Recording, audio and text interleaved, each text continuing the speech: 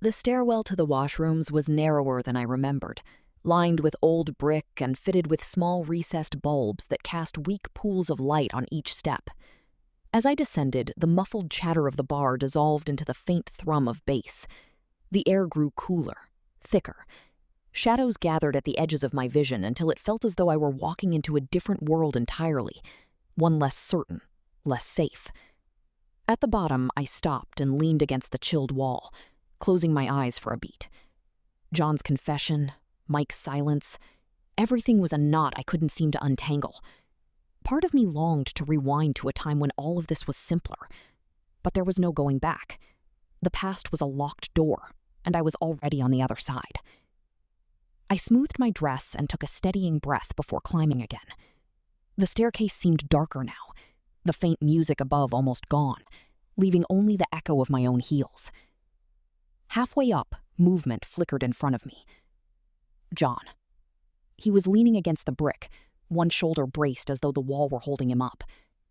His eyes were glassy, unfocused, and the sharp tang of liquor reached me before his words did.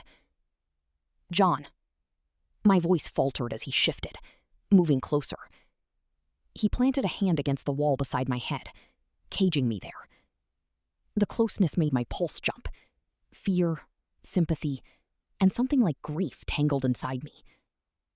"You're drunk," I said softly, willing my voice not to shake. "You should go back upstairs." His expression twisted, regret spilling through the haze. "Amy." His words came out broken, slurred, but raw. "I'm sorry. For Paris. For leaving. For this damn marriage. For everything. I know I messed up. I had to.